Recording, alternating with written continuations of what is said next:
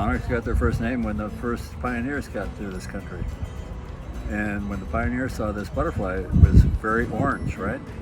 And at that time, the King of England was William of Orange.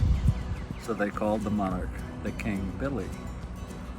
The King Billy. How about a fun fact like that? So after King Billy was no longer in the scene, they no longer could call it the King Billy, so they just called it the monarch. Huh. So the original name for monarch butterfly was King Billy? The King Billy. Oh, wow.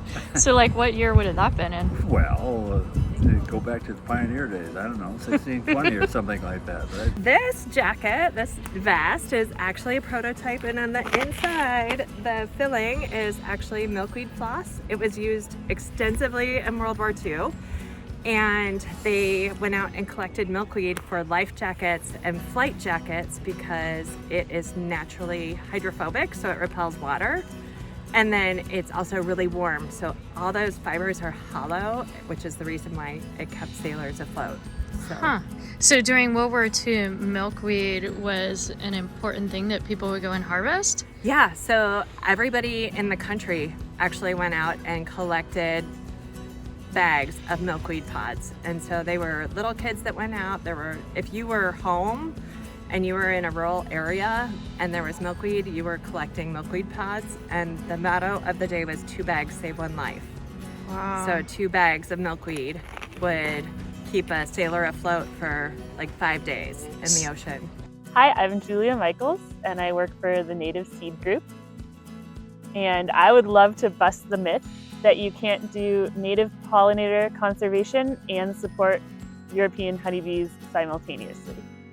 How do you do that? I think you do that by designing creative seed mixes that provide habitat for both species of native bees and also honeybees, and work with land managers to carefully design those seed mixes.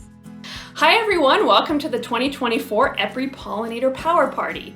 My name is Kristen Lear with Bat Conservation International, and today I want to bust a bat myth.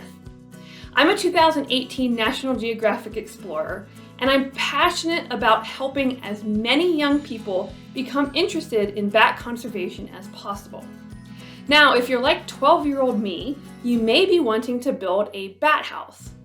But I see out there a lot of misconception and myths about bat houses. So today I want to bust one of those myths.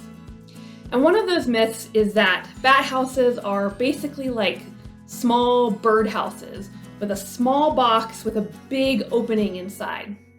However, if you're wanting to build a good bat house, you're going to want to build something like this. A bit bigger, with multiple chambers inside the house that the bats can crawl around in between to find the perfect temperature. For more information about bat houses, visit Bat Conservation International's website.